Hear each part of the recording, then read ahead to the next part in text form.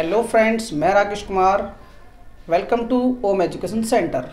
आज हम 12th class के पार्ट 1 का फर्स्ट चैप्टर जिसका नाम है वैद्युत आवेश तथा क्षेत्र। आज हम इस चैप्टर के कुछ इंपॉर्टेंट टॉपिक हैं उनका अध्ययन करेंगे, ठीक है, और जानेंगे कि सिंपल तरीका क्या है उसको याद करने का, ठीक है। इस चैप्टर का सबसे पहला जो टॉपिक है वो है वैद्युत आवेश, ठीक है ना। वैद्युत आवेश क्या होता है इसको पहले समझेंगे, ठीक है। जब दो वस्तुओं को या विशेष प्रकार की वस्तुओं को जब आपस में रगड़ा जाता है तो उनके अंदर कुछ छोटी छोटी वस्तुओं को अपनी ओर आकर्षित करने का गुण आ जाता है। इस गुण को ही बोलते हैं वैद्युत आवेश। अब ये आता कैसे है, फॉर एग्जांपल समझ लें कि हमारे पास दो वस्तु हैं, एक कांच की छड़ है ऐसा मान चलें और ये एक रेशम का कपड़ा है। जब इस कांच की छड़ को रेशम के कपड़े पर रगड़ा जाता है तो इस कांच की छड़ पे से इलेक्ट्रॉन निकलकर और रेशम के कपड़े पर आ जाते हैं, तो जिससे ये जो छड़ है वो धनावेशित हो जाती है और जो रेशम का कपड़ा है वो ऋणावेशित हो जाता है। और इस कांच की छड़ के अंदर कागज़ के जो छोटे छोटे टुकड़े हैं उनको अपनी ओर आकर्षित करने का गुण आ जाता है। तो आइए इस टॉपिक को जो है अच्छे से और समझते हैं बोर्ड पर। तो चलो इसकी डेफिनेशन को देख लेते हैं कि डेफिनेशन इसकी किस तरह से है, ठीक है। तो ये है इसकी डेफिनेशन। जब दो विशेष प्रकार के पदार्थों को आपस में रगड़ा जाता है तो उस वस्तु में अन्य छोटी छोटी वस्तुओं को अपनी ओर आकर्षित करने का गुण आ जाता है। पदार्थ के इसी गुण को वैद्युत आवेश कहते हैं, ठीक है। फॉर एग्जांपल, अगर एग्जांपल से समझाएं,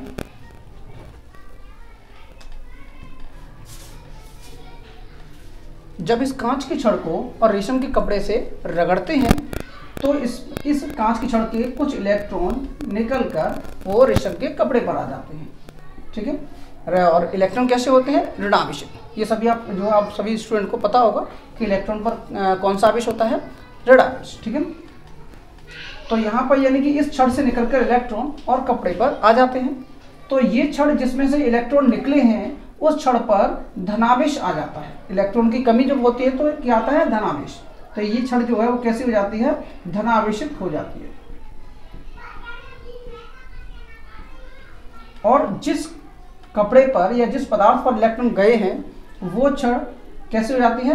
ऋणावेशित।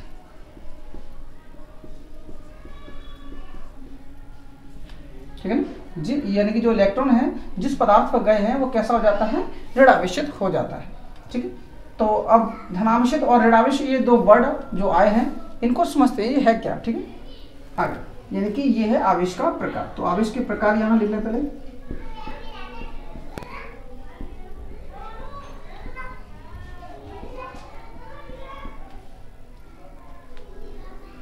आवेश दो प्रकार का होता है, एक धनावेश और एक ऋणावेश, ठीक।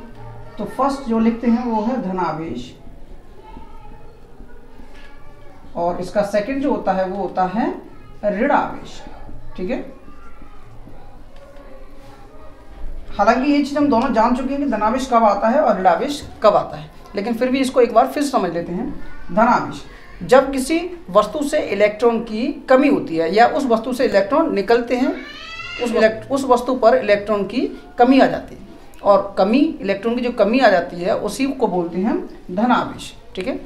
और जो इलेक्ट्रॉन किसी पदार्थ से निकले हैं और जो दूसरे अन्य पदार्थ पर गए हैं, जैसे कि यहाँ कांच की छड़ के इलेक्ट्रॉन और रेशम के कपड़े पर गए हैं, तो इलेक्ट्रॉन जिस पदार्थ पर जाते हैं उस पदार्थ पर हमेशा ऋणावेश आता है, ठीक है ना, हमेशा ऋणावेश आता है।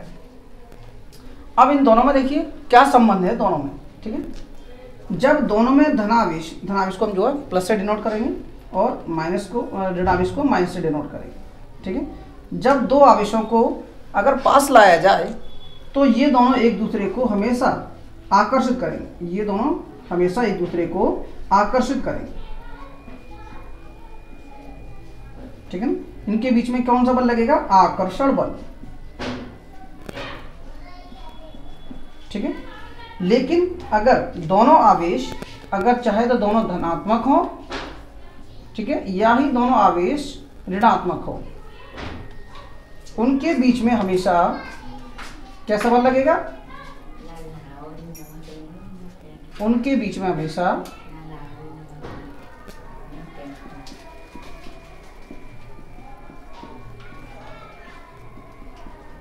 उनके बीच में हमेशा प्रतिकर्षण बल लगेगा, ठीक है। यानी कि अगर आवेश विपरीत हैं तो उनके बीच में आकर्षण बल लगेगा, वे एक दूसरे को आकर्षित करेंगे। और अगर दोनों आवेश समान प्रकृति के हैं, अर्थात दोनों आवेश अगर धन हो या धनात्मक आवेश हैं तो उनके बीच प्रतिकर्षण बल लगेगा, या दोनों आवेश अगर जो ऋणावेशित हो तो उनके बीच भी प्रतिकर्षण बल लगेगा। आवेश को हम Q से डिनोट करते हैं, यानी कि जो आवेश होता है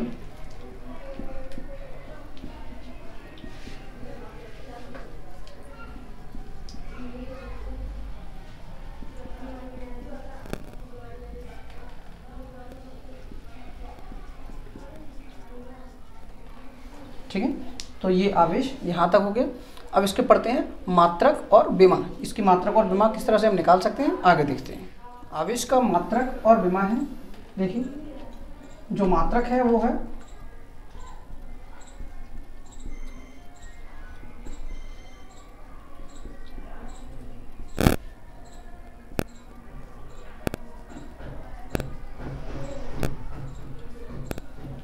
आवेश का मात्रक कूलाम है। इसकी विमा, ठीक है, इसकी विमा से पहले इसका फॉर्मूला जो होता है वो देख लें। फॉर्मूला होता है Q = I/T। फर्स्ट ईयर में आपने पढ़ा होगा विमाएं, तो उसमें से I यानी कि विद्युत धारा की विमा क्या होती है A, ठीक है। और T मतलब समय, और समय की विमा होती है टाइम यानी कि T। तो अगर दोनों को मल्टीप्लाई करेंगे, दोनों का अगर मल्टीप्लाई करेंगे तो इसकी विमा निकल के आएगी AT, ठीक है ना। आवेश Q की विमा आती है AT। तो स्टूडेंट ये टॉपिक की वीडियो आपको कैसी लगी ये कमेंट बॉक्स में ज़रूर बताएं, और ज़्यादा से ज़्यादा वीडियो को लाइक, शेयर और सब्सक्राइब जरूर करें, और साथ ही साथ बेल आइकन को जरूर दबाएं, जिससे आने वाले वीडियो के नोटिफिकेशन आपको टाइम टू टाइम मिलते रहें। ठीक है, धन्यवाद।